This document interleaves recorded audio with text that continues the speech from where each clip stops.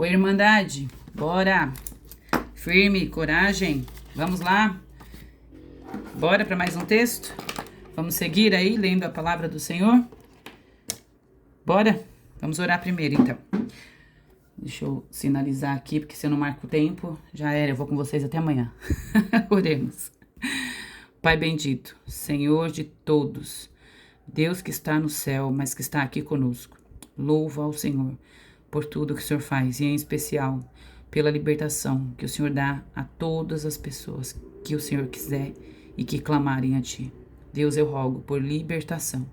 Nos liberta de nós mesmos, dos nossos pecados, as nossas fragilidades, as nossas doenças, de todo o mal que o inimigo lança sobre nós. Nos liberta todo dia. Faz de novo e de novo. Em nome de Jesus. Amém. Queridos, irmãos, irmãs, bora lá para a leitura, então. Vamos lá. Eu coloco coisas em cima da Bíblia, porque eu acho que fica monótono. Eu fecho o olho para orar, eu levo a sério, viu? E aí talvez você esteja aí, não possa, dependendo de onde você estiver, você não possa orar ou fechar os olhos. Aí eu falo, ele vai ficar olhando o quê, gente? Tem que pôr um negócio ali para distrair. Não sei vocês, mas às vezes eu fico distraída. Eu me perco e aí tem que ter uma coisa ali para ter um ponto de fixação. Vamos lá. Nós terminamos o capítulo anterior com aquela pregação de Jesus que era o Sermão do Monte, encerrou. E agora neste capítulo, Jesus ele vem dar provas de que ele é o Filho de Deus. E como é que ele vem provar isso? Ele vai provar isso por meio de sinais, maravilhas e os seus milagres. É isso que a gente vai ver aqui no capítulo 8º. Então vamos lá, sem demora. Quando ele desceu do monte, lembra que ele estava lá, no Sermão da Montanha? Quando ele desceu, grandes multidões o seguiram. Um leproso, e aí tem a letrinha aqui que faz referência, mas aqui só fala que a lepra podia ser qualquer doença na pele, né? Um leproso aproximou-se, prostrou-se diante dele e disse: Senhor, se quiseres, pode purificar-me. É interessante, né? Se quiseres, pode purificar-me. No 3, Jesus estendeu a mão, tocou nele e disse: isso é incrível. Jesus fez o quê? Jesus tocou nele, ó. E tocou a caneta ao contrário. Jesus tocou nele. Tocou em quem? No leproso. Leproso. Jesus deixou o quê? Ele se aproximar. Mas vamos continuar. Tocou nele e disse: quero, olha a vontade do Senhor, seja purificado. Imediatamente ele foi purificado da lepra e em seguida Jesus lhe disse: olhe, não conte isso a ninguém, mas vá, apresente-se ao sacerdote, isso era a lei, e entregue a oferta que Moisés ordenou, tá vendo? Ele está cumprindo a própria Bíblia, para que ele sirva de testemunho. É interessante aqui que quando a gente fala, né, de leproso, nós estamos falando, nesse caso, de pessoas que eram afastadas, eles eram excluídas, eles tinham que sair desse convívio, eles não podiam se aproximar, eles viviam em local fora da cidade. Quando eles iam na cidade para buscar algum alimento, alguma coisa, eles iam entrando e gritando: leproso, imundo, e as pessoas iam se afastando, ninguém chegava perto. Aquele leproso, quando chegou, Jesus permite que ele se aproxime, tá aqui. Aí, o que é interessante também é que ele chegou e ele já não foi pedindo: Jesus, me cura, me cura. Não. Ele chega para Jesus e ele diz: se quiseres. Vamos grifar de outra cor esse se quiseres aqui, ó. Sabe o que significa isso? Se quiseres. É coisa linda. O prostrou-se também. Porque primeiro aqui ele adorou. Depois ele disse para Jesus assim: eu sei que o Senhor pode, mas se o Senhor quiser, se quiseres, ele condicionou isso à vontade de Jesus. E aí Jesus vai, permite a proximidade, mesmo ele não podendo, e a gente sabe, né, o leproso, isso está em Levítico, essa questão sobre o leproso, a gente vai falar sobre isso. E aí é interessante que Jesus não o expulsa, Jesus o toca e cura. E com essa cura, você fala assim: esse homem só foi curado, grande coisa. Na verdade, quando Jesus faz algo, é algo por inteiro. Olha o que Jesus, grande coisa seria impressionante já, né, gente? Mas vamos lá. Na verdade, Quando Jesus toca e cura, ele devolve a vida para aquele homem, porque ele devolve o convívio dele na sua casa, na sua família, o convívio em sociedade, a sua religiosidade, que a gente vê isso quando ele tem que oferecer, ele pode ir no templo, fazer a oferta que Moisés ordenou. Até a sua questão religiosa foi ligada de volta. Olha que coisa incrível. E aí, continuando no texto, a fé do centurião, nós vamos ler aqui, deixa eu ver, quando Jesus entrou em Cafarnaum, um centurião se dirigiu até ele. Então, mas alguém foi até Jesus, pedindo-lhe ajuda e disse: Senhor, o meu servo está em casa, paralítico, em terrível sofrimento. Ele foi pedir por alguém, certo? E Jesus lhe disse: eu irei curá-lo. Então, a intenção de Jesus era essa: eu vou curá-lo. Contudo, olha aqui o 8. O centurião respondeu: Senhor, não mereço receber-te debaixo do meu teto. Ele reconhece sua indignidade. Ele diz assim, basta que digas uma palavra. Vou grifar de outra cor, que isso é impressionante. Basta que digas uma palavra e o meu servo será curado. Olha a fé que esse homem tinha. Ele tinha fé em Jesus para saber que Jesus podia curar. Pois eu também, aí ele vem falando, eu também sou homem que dou ordem, eu digo vai, outro vai, e ele termina de falar tudo aqui. Aí Jesus no 10, ao ouvir isso, Jesus admirou-se. Já pensou causar admiração em Jesus? Foi o que esse homem aqui fez.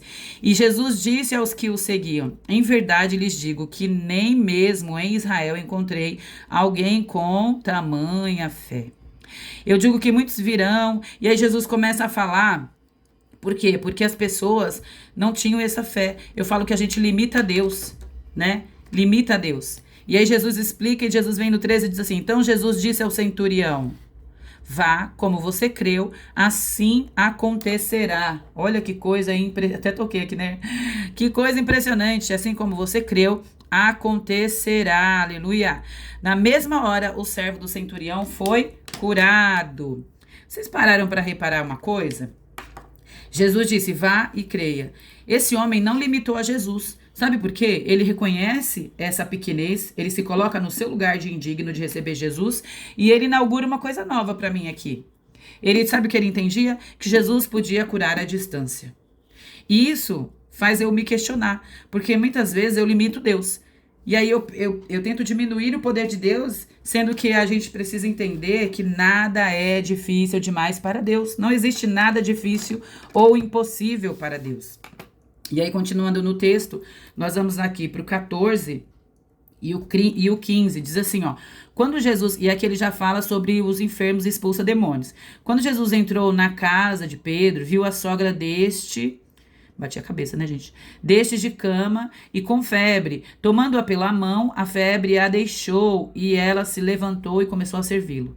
Ao anoitecer foram trazidos muitos endemoniados e ele expulsou os espíritos com uma só palavra e curou todos os doentes. Assim cumpriu-se que fora dito pelo profeta Elias. Isso aqui é mais uma profecia sobre Jesus, Ele tomou sobre si as nossas enfermidades e sobre si levou as nossas doenças. Aleluia.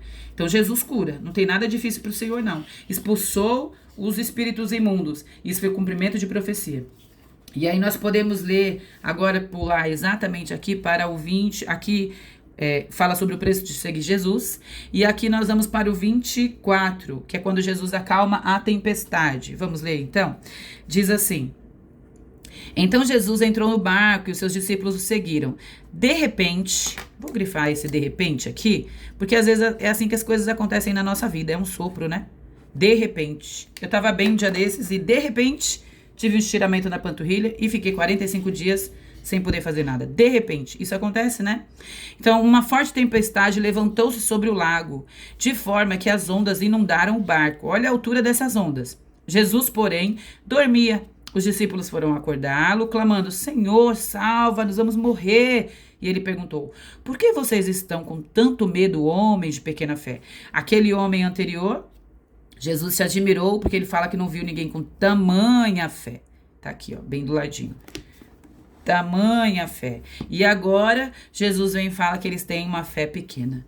Então, às vezes a gente ouve coisas de Jesus que a gente precisa mesmo. Ele tem que nos repreender. Essa palavra, ela tem que nos repreender. Qual o tamanho da nossa fé? Não há tempestade que Jesus não possa parar. E é a voz dele, é uma palavra.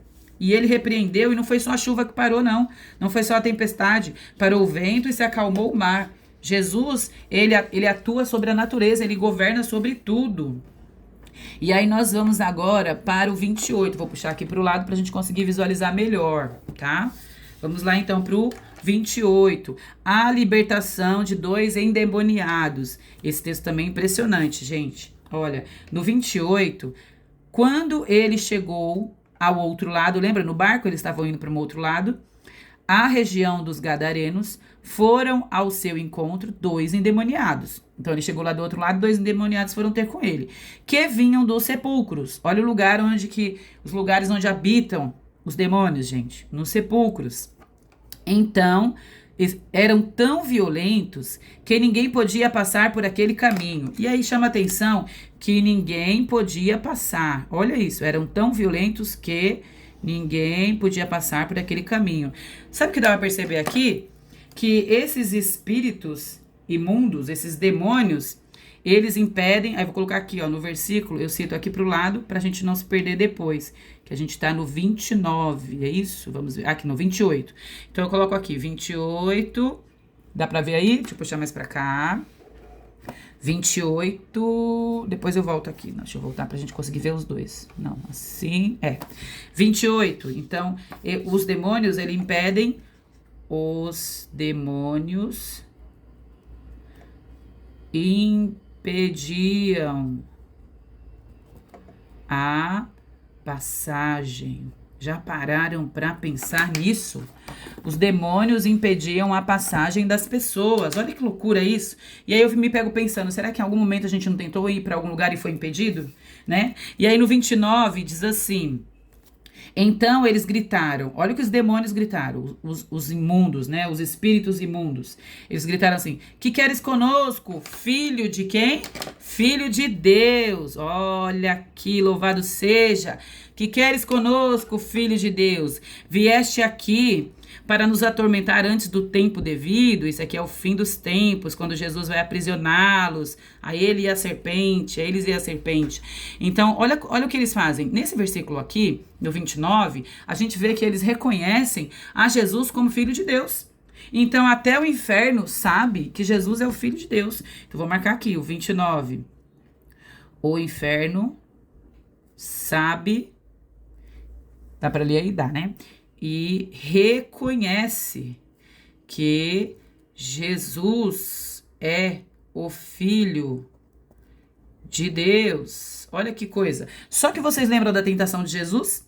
Lá do capítulo 4, que o inimigo vai lá tentar Jesus e ele fala assim: se tu és o Filho, se tu és, por 3 vezes ele falou isso. Mas só que todos eles sabem que Jesus é o Filho de Deus. E conosco? Será que ele não lança dúvidas no nosso coração? O inimigo e seus anjos sabem que nós somos filhos e filhas de Deus. Fomos enxertados na videira, somos filhos por adoção. Mas ele pode lançar dúvidas contra a nossa vida, sobre a nossa vida. Então, cuidado sobre o que você pensa quando você se diminui em relação a ser filho de Deus.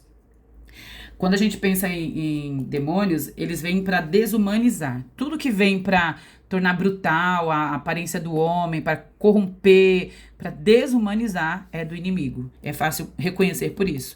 E aí, no 30, longe deles pastava uma grande manada de porcos. Olha aqui. Os demônios imploraram a Jesus: se nos expulsares, manda-nos entrar naquela manada de porcos. E eles disse: vão. Então eles saíram e entraram nos porcos. Que coisa interessante. Vocês sabiam disso? Que os demônios podem habitar nos animais? Olha que loucura. Podem possuir, né? Habitar é outra coisa. Podem possuir os animais. E aí Jesus determinou, eles entraram, porque depois eles caem no precipício, se atiram e a gente vê. Só que o que a gente vê com tudo isso é que Jesus, eu vou trazer pra cá, ó, tá? Mexi na luminária em vez de mexer na Bíblia, né? Jesus liberta, aleluia. Jesus é poderoso. Poderoso. A sua palavra tem poder contra o inimigo. Então, nós precisamos nos libertar. Cristo fala para a liberdade. Ele traz a gente para essa liberdade. Se ele nos libertar, nós seremos verdadeiramente livres. Livres de tudo que nos aprisiona, de tudo que nos impede de avançar. Então, que louvado seja Deus, que ele faça isso conosco, porque ele tem poder sobre as doenças, como nós vimos. Nós começamos o texto falando disso, né? Ele tem poder sobre doenças, ele tem poder sobre a natureza, ele tem poder, que ele acalmou a tempestade, ele tem poder no sobrenatural, porque ele age aqui na vida dessas pessoas que estavam possuídas. Então, ele é poderoso e ele pode fazer infinitamente mais do que nós pensamos ou podemos imaginar. O Senhor, ele pode fazer. Por isso que eu falo, a gente não pode limitar o poder de Deus. A gente precisa crer com o nosso coração. Louvado seja Deus, vamos aplicar isso às nossas vidas.